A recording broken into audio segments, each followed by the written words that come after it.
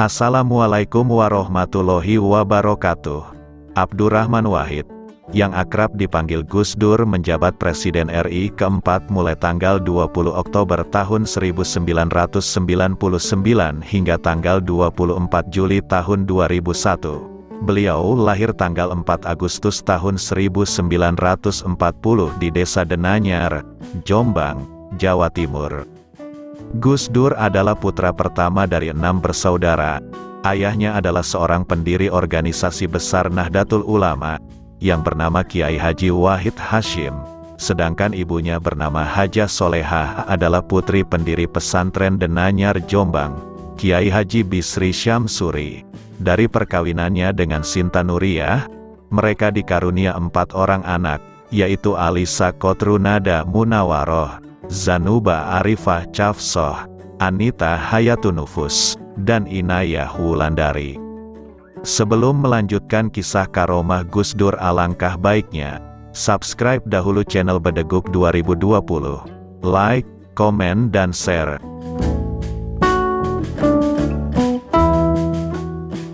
Kisah pertama, Makam Surya Memesa dan Ziarah Syekh Ali Uraidi bin Imam Jafar Shadiq. Di sela-sela acara tahlilan hari ke-7 wafatnya Gus Dur di Ciganjur, Jakarta Selatan, Said Agil pernah diajak ziarah ke pedalaman Tasikmalaya, Panjulan. Gus Dur membawanya ke sebuah kuburan yang sepi. Untuk mencapai lokasi saja, harus menyeberang sebuah danau. Saat tiba, Gus Dur menuju sebuah makam. Saat ditanya Said Agil, siapa jenazah yang telah dikebumikan di tanah ini? Gus Dur tidak langsung menjawab, dia orang sakti. Dia mencari musuh agar dia bisa dikalahkan, ujar Said Agil meniru ucapan Gus Dur. Orang sakti yang dimaksud Gus Dur, sambung Said Agil, ternyata bernama Surya Mesesa, seorang penyebar agama Islam di Pulau Jawa. Gus Dur memberitahukan kepada Said Agil, mengapa Surya Mesesa bisa masuk Islam. Untuk mendapatkan musuh, Surya Memesa sampai ke Madinah, dan bertemu Syekh Ali. Sama Syekh Ali, Surya Mesesa disuruh mengangkat sebuah tongkat, dan tidak bisa. Karena itu, dia masuk Islam, ujarnya. Ceritanya, Gus Dur bersama Said Agil ingin membacakan surat Al-Fatihah untuk Syekh Ali sebanyak 1000 kali. Namun ketika mereka baru membacakan Al-Fatihah sebanyak 30 kali, tiba-tiba seorang polisi datang mengusir mereka dan mengatakan, musyrik, haram. Untung saja mereka bukan penduduk setempat, sehingga tidak dihukum berat, karena bagi mereka ziarah kubur adalah larangan berat. Namun Gus Dur sempat marah kepada polisi itu. Kamu musuh Allah, Wahabi, kata Gus Dur seperti dikutip Said Agil saat memberikan testimoninya usai memimpin tahlilan 7 hari di Ciganjur, Selasa malam. Said Agil bercerita, Gus Dur berziarah ke makam Syekh Ali Al-Uraidi karena Syekh ini konon sempat mengalahkan seorang yang hebat bernama Surya Mesesa. Ia merasa tak terkalahkan, bahkan untuk mendapatkan musuh, Surya Memesa sampai ke Madinah, dan bertemu Syekh Ali Al-Uraidi. Sama Syekh Ali, Surya Mesesa disuruh mengangkat sebuah tongkat, dan tidak bisa. Karena itu, dia masuk Islam, ujar Said Agil. Cerita ini diperolehnya dari Gus Dur saat ia diajak berziarah ke pedalaman Tasikmalaya, Panjulan. Said Agil bertanya, makam siapa Gus? Gus Dur menjawab, dia orang sakti, dia mencari musuh agar dia bisa dikalahkan. Karena itulah Gus Dur berziarah ke makam tersebut dan kemudian ke makam Syekh Ali Al-Uraidi. Menurut Kang Said, panggilan akrab Kiai Haji Said Agil Siraj, Gus Dur memang gemar berziarah ke makam para ulama dan sesepuh. Selain mendoakan mereka, dengan cara itu Gus Dur merangkai sejarah peristiwa yang terjadi beberapa ratus tahun yang lalu, yang bahkan tidak tertulis dalam buku-buku sejarah. Namun ada yang menarik ketika Gus Dur berziarah ke suatu makam, kata Kang Said, kalau ada makam yang diziarahi Gus Dur, pasti kemudian makam itu ramai diziarahi orang. Gus Dur memang tidak hanya memberkahi orang yang hidup, tapi juga orang yang sudah mati. katanya disambut tawa hadirin. Kisah berikutnya, bertemu dan didoakan wali di Madinah. Setelah berziarah, beliau berdoa di Raudah. Malamnya Gus Dur ngajak Kiai Agil jalan-jalan ke masjid untuk mencari seorang wali. Setelah muter-muter di masjid, Kiai Agil ketemu sama orang pakai surban tinggi. Lagi ngajar santrinya banyak, bilang sama Gus Dur, "Apa ini wali Gus?" Gus Dur bilang, "Bukan." Akhirnya cari lagi. Ketemu sama orang yang pakai surban dengan jidat hitam. Gus Dur bilang, "Bukan ini." Kemudian Gus Dur menghentikan langkah di dekat orang yang pakai surban kecil biasa, duduk di atas sajadah. Baru Gus Dur bilang, "Ini adalah wali."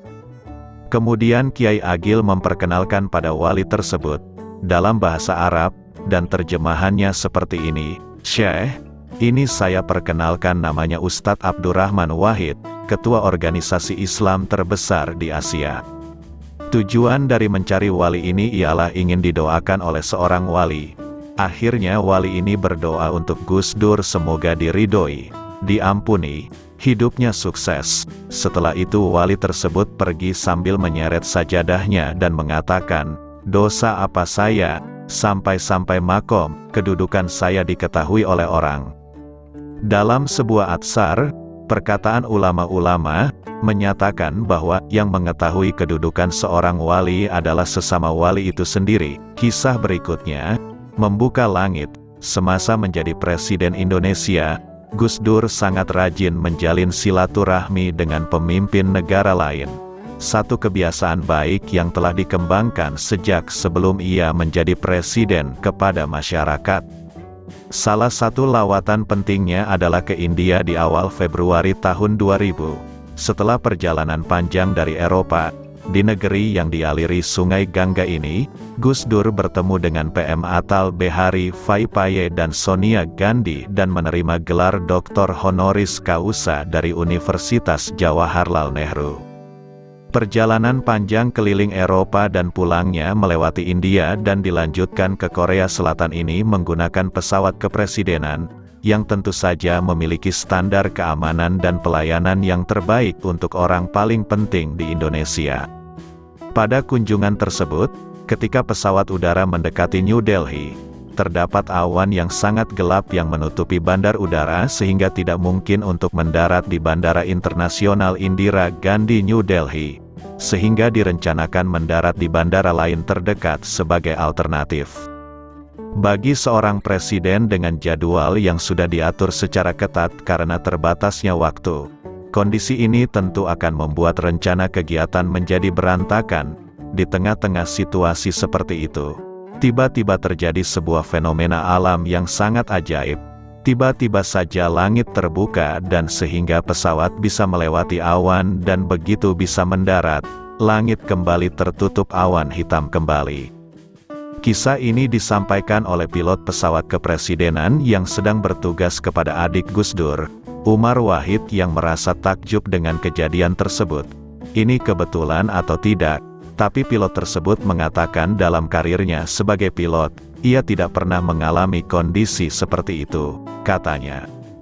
Sebagai pilot kepresidenan, tentu saja telah dipilih orang dengan jam terbang tinggi dan kemampuan terbaik. Kondisi seperti itu merupakan fenomena alam aneh yang baginya juga luar biasa dan tak terlupakan.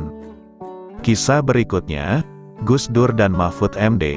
Kisah tentang Gus Dur kali ini dituturkan Mahfud MD, mantan Ketua Mahkamah Konstitusi, MK. Sebagai orang dekat Gus Dur, Mahfud tentu memiliki kenangan-kenangan kisah yang masih menancap, misalnya dalam bentuk humor atau dalam bentuk karomah.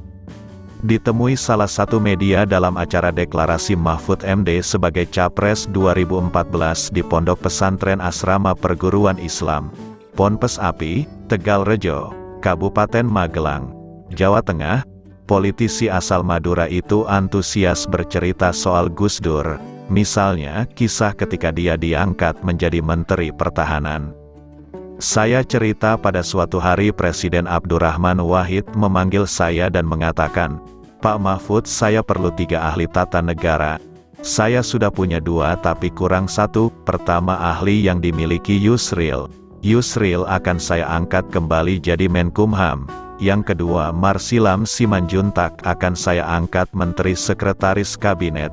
Lalu yang ketiga antum, kata Gus Dur.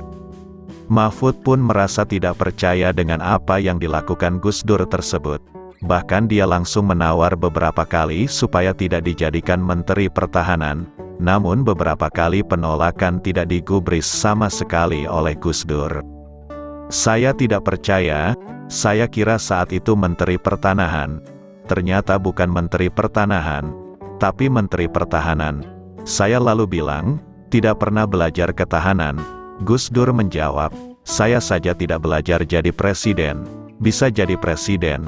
Politik itu sifatnya umum, kata Mahfud menirukan Gus Dur. Mahfud lalu menawar, bagaimana kalau Menteri Kehakiman? Gus Dur mengatakan tidak bisa karena Yusril senang berada di situ. Bagaimana kalau Menteri Sekretaris Kabinet? Tidak bisa, karena Marsilam orangnya teliti. Saya perlukan tenaganya urus surat biar tidak salah. Saya tawar, Bapak Presiden, saya urus Deputi Kemenkumham gantikan Pak Hasbala M. Saad. Tidak bisa besok saya bubarkan, tutur Mahfud. Mahfud kemudian keluar dan langsung diberi masukan oleh salah seorang temannya supaya tidak menolak permintaan Gus Dur menjadi Menteri Pertahanan. Namun, Mahfud menganggap penunjukan Gus Dur itu lucu dan aneh. Saya keluar, salah satu rekan saya bilang, antum, kamu, jangan tawar terus kalau tidak mau tidak jadi menteri. Siap saya terima dan laksanakan. Itu pengangkatan lucu dan aneh. Ketika jabatan itu saya terima besok jam 8 malam rencana akan diumumkan, lalu saya disuruh berikan kartu nama. Tidak punya kartu nama. Akhirnya saya tulis di kertas, saya tidak bawa kartu nama, ucapnya. Begitu pulang ke rumah, Mahfud langsung mengatakan ke keluarganya bahwa dirinya ditunjuk sebagai menteri. Namun, istrinya tidak percaya dengan pengumuman yang disiarkan televisi dan dipercepat pengumumannya. Saya bilang sama anak-anak dan keluarga kumpul, tapi tiba-tiba pengumuman menteri dimajukan, diumumkan jam 4 sore. Anak-anak saya pada main. Ketika diumumkan hanya ada istri. Istri saya tidak percaya. Bukan, masa kamu jadi menteri? Kemudian saya yakinkan, terus telepon berdering di tengah malam, ungkapnya. Bahkan, penunjukan Mahfud sebagai Menhan oleh Gus Dur saat itu mendapatkan banyak protes dari berbagai kalangan. Di antaranya, tokoh reformasi saat itu Amin Rais bahkan Wakil Presiden Megawati juga memprotes rencana Gus Dur itu. Yang mengagetkan banyak komentar sinis. Amin Rais marah. Amin ngomong, itu salah itu. Gus Dur pilih teman jadi menteri, di mana-mana Menhan orangnya harus kelas dunia. Afan Ghaffar bilang, Mahfud jadi Menhan dia gali kuburnya sendiri. Megawati diberita gak setuju. Gus Dur bilang kemana wapres gak ada, biasa kalau perempuan mandi ya pulang mandi. Menke Priyadi dan Mahfud MD yang diejek 2 hari. Gus Dur disalah-salahkan, ujar Mahfud mengenang. Mahfud kemudian mengundang rekan-rekan Ikatan Cendekiawan Muslim dari Madura yang diketuai oleh Dr. Malik Mardani yang kini menjadi Khatib Am Suriah NU didampingi Kiai Haji Sahal Mahfud untuk menyampaikan niatnya mundur. Selain itu, rekan dosen IAIN dan UIN juga saya undang. Saya bilang, Mas Malik saya buat kesalahan terlanjur jadi menteri bukan bidang saya. Meski saya sudah bersedia tetapi kasihan Gus Dur kalau diejek seperti ini. Saya ndak minta.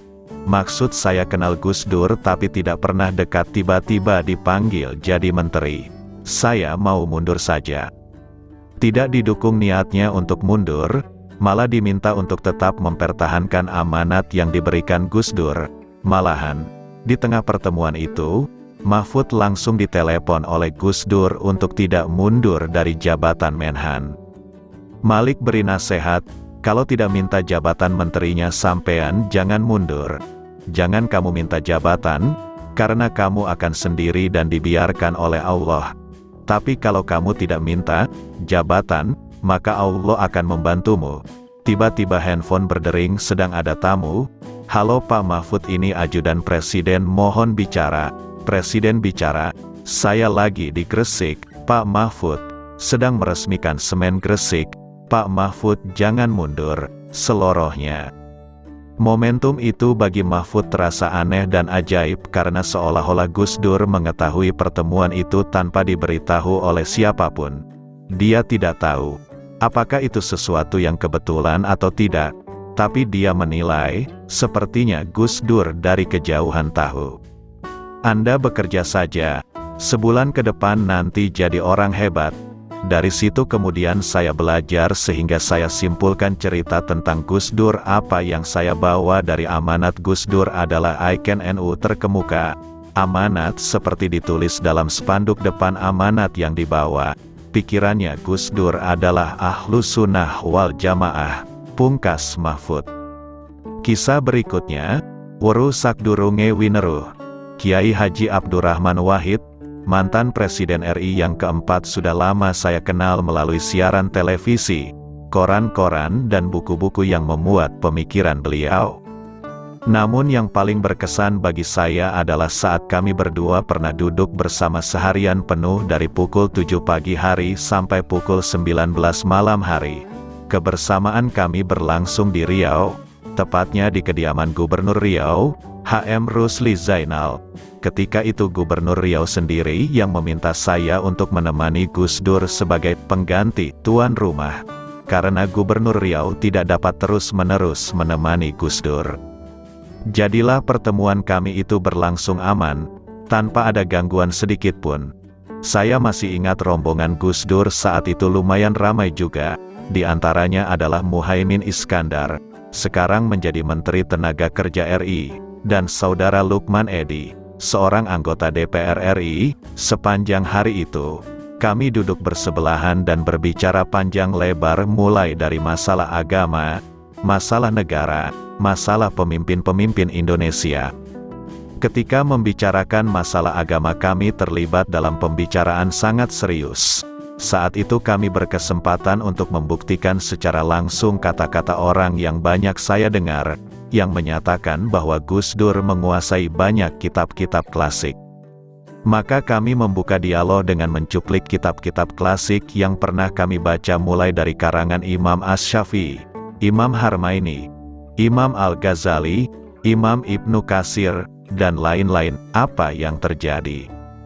Gus Dur ternyata bukan hanya mahir mengimbangi pembicaraan mengenai berbagai permasalahan yang kami kemukakan, namun dengan mahir beliau malah membacakan matan-matan semua persoalan tersebut dalam bahasa Arab yang asli, tepat seperti isi kitab yang asli.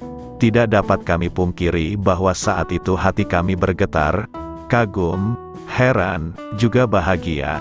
Yakinlah kami bahwa Allah benar-benar Maha Kuasa dan telah menciptakan hamba-hambanya dengan berbagai kelebihan. Subhanallah. Ketika membahas kepemimpinan nasional, Gus Dur dengan disertai humor-humor kocak sana-sini menjelaskan dan berdiskusi dengan kami tentang banyak hal. Satu yang sangat kami catat kuat dalam ingatan kami bahwa tidak pernah sekalipun terucap kata-kata jelek yang bersifat mempersalahkan seorang pun dari pemimpin nasional kita.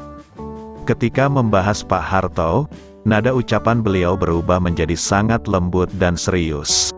Saat itu Gus Dur berkata dan kami masih ingat benar, beliau berucap begini, "Pak Harto sebagai seorang pemimpin nasional telah memberikan contoh sebuah pekerjaan yang terencana dan terukur. Program beliau direncanakan rapi dan diukur setelah waktu pelaksanaan berakhir. Kemudian beliau berdiam berapa saat, kemudian beliau tertawa kecil seraya berkata sambil tertawa, 'Laoha kalau saya, kerja kapan inget, terus saya buat saja.' Kesan saya saat itu muncul, sebagai orang Jawa asli, Gus Dur terbiasa dengan sikap dan adab orang Jawa, mikul nduwur yaitu menghormati orang yang lebih tua. Beliau jujur dan humoris. Jujur dalam arti tidak menyembunyikan kelemahan dirinya. Pertemuan kami berjalan manis. Kami hanya berpisah beberapa menit saat waktu sholat zuhur dan asyar tiba, untuk kemudian duduk kembali di meja yang sama. ada beberapa keistimewaan Gus Dur yang saya yakin muncul dari indera keenam beliau. Ketika beliau bertanya kepada kami, "Sampeyan itu kan orang Medan, kok kata gubernur tadi, sampeyan orang Riau?" Kemudian kami menjelaskan bahwa ibu kami adalah orang Riau dari Rokan Hilir, Bagan Siapi Api. Namun kemudian beliau berkata, "Rumah sampeyan di Klender, sampeyan buat pengajian malam Senin di Klender, terus sampeyan begini, sampeyan begitu." Yang kesemuanya tepat dan benar. Paling aneh adalah saat kami katakan bahwa kami akan pulang pukul 17 dengan pesawat Mandala. Saat itu beliau berkata kepada saya dengan tegas, "Ndak, sampeyan pulang dengan saya naik Garuda jam 7 malam." Menanggapi ucapan itu kami diam saja sebab di tangan kami sudah ada tiket Mandala pukul 5 sore rute Pekanbaru Jakarta. Ternyata pesawat Mandala delay sampai pukul 21. Maka jadilah kami bertukar pesawat naik Garuda Indonesia bersama dengan Gus Dur. Ada satu nasihat beliau kepada kami yang akan tetap kami ingat. Negeri Riau adalah negerinya orang-orang Naqsyabandi. Dan dari sini telah muncul seorang wali besar Syekh Abdul Wahab Rokan. Sampeyan musti jaga negeri ini. Jangan dibiarkan begitu saja, apalagi ibunya sampeyan orang asli negeri ini. Saat itu beliau pegang tangan saya dan saya pun menjawab dengan rasa haru, "Iya Gus, saya pasti akan menjaga negeri saya ini." Sekarang Gus Dur telah berpulang bertemu dengan Sang Pencipta yang Maha Tinggi. Setelah sebelumnya memandang dengan basirah beliau kedatangan sang kakek tercinta, ulama besar pendiri NU untuk mendampingi beliau di alam barzak. Kami berdoa semoga beliau nyaman berdekatan dengan kakek dan bapak beliau di Tanah Jombang, pesantren keluarga besar Syekh Asy'ari.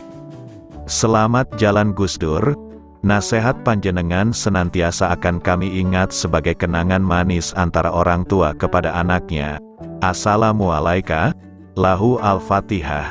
Itulah tadi kisah 5 karomah Gus Dur yang menakjubkan. Semoga hikmah dan barokah mengalir, dan semoga karunia Allah Subhanahu wa Ta'ala senantiasa menghiasi setiap hembusan nafas kita. Saya akhiri salam Bedeguk 2020. Wassalamualaikum warahmatullahi wabarakatuh.